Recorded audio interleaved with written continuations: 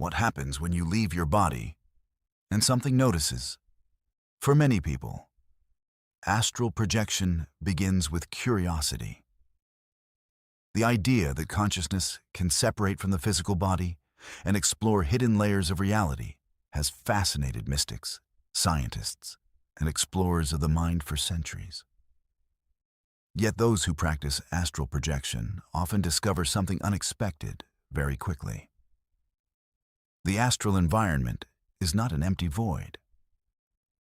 It feels alive, complex, and populated by forms of awareness that exist beyond the limits of physical perception. Across countless reports from practitioners around the world, the astral plane is described as a multidimensional environment where consciousness operates through a subtle, energetic body. In this state, perception expands beyond the 5 physical senses. Movement becomes effortless. Thought itself becomes a form of propulsion. And awareness seems to move through a vast landscape of energetic structures, environments, and presences.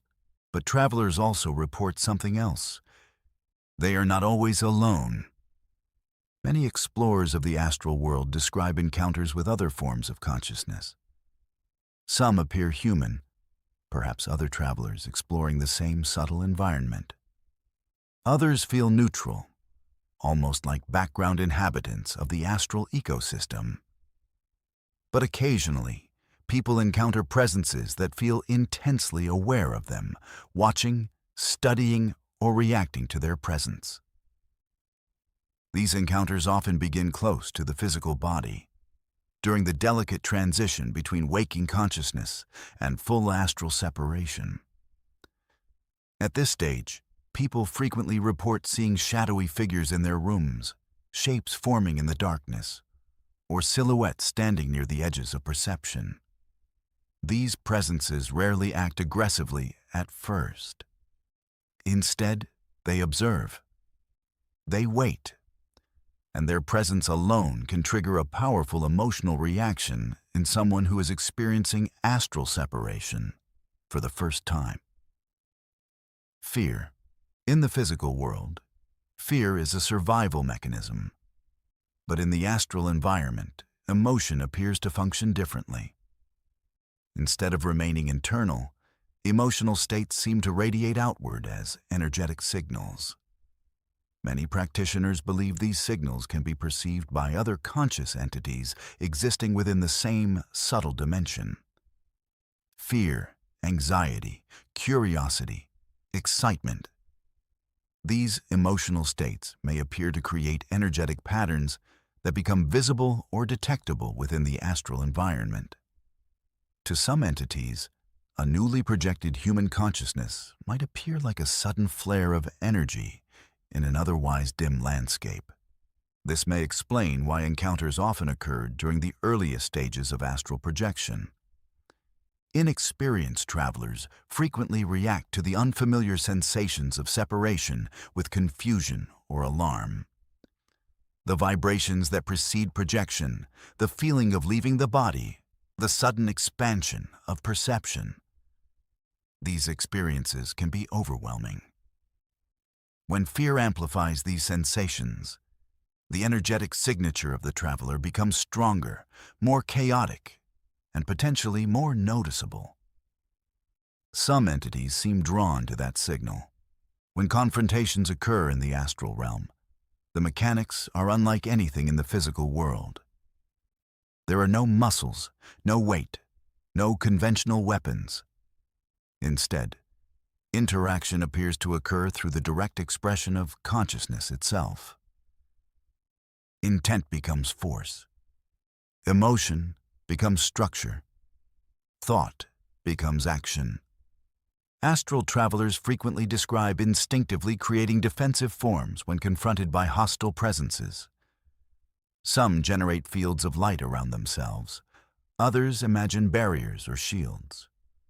Occasionally, people describe projecting bursts of energy outward through focused willpower. These constructs are not physical objects.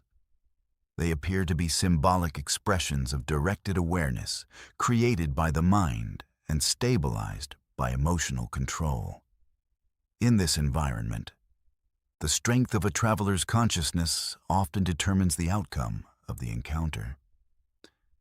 And this is where an interesting pattern emerges. Many experienced astral explorers report that hostile encounters often collapse the moment fear disappears. When the traveler becomes calm, focused, and emotionally stable, the threatening presence frequently loses interest or fades entirely from perception. This has led to an intriguing hypothesis. Some entities may not be predators in the traditional sense. Instead, they may simply react to emotional energy. Fear, in particular, appears to function like an amplifier, broadcasting vulnerability and attracting attention. When that signal disappears, the interaction itself may lose its energetic foundation. In other words, the encounter may depend less on the entity itself and more on the internal state of the traveler. Over time, people who regularly practice astral projection develop strategies to manage these situations. The first and most important skill is emotional control. Remaining calm prevents the projection from destabilizing and prevents fear from feeding the interaction. The second skill is clarity of intent. By focusing the mind and projecting confidence, travelers often regain control of the environment around them. Some practitioners also visualize energetic protection before attempting projection. This might involve imagining a field of light surrounding the body, or reinforcing the stability of the subtle body itself. Whether these techniques create literal energetic barriers or simply strengthen psychological stability is still debated, but their effectiveness is reported consistently. Interestingly, the most experienced travelers often describe hostile encounters as becoming increasingly rare over time. As emotional control improves and awareness stabilizes, the astral environment itself appears to become calmer and easier to navigate. Which raises an important question. Are these hostile entities truly independent beings inhabiting subtle dimensions? Or are they manifestations of deeper psychological structures within the human mind itself? Skeptics argue that these encounters are simply projections of subconscious fears emerging during altered states of consciousness. Supporters of astral exploration believe they represent genuine interactions with non-physical intelligences existing beyond ordinary perception. The truth may not be as simple as either explanation. The astral environment appears to operate in a way that blends internal consciousness with external reality.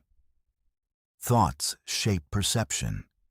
Emotion alters the environment. And the boundary between inner experience and outer interaction may become far less defined than in the physical world. This makes astral travel one of the most mysterious frontiers of human consciousness. Yet most experienced practitioners eventually reach the same conclusion.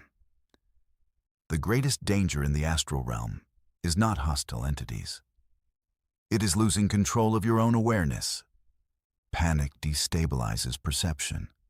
Fear amplifies distortion. Confusion fragments the experience into chaotic, dreamlike states. But when the mind remains calm and focused, the entire environment becomes clearer, more stable, and far easier to navigate.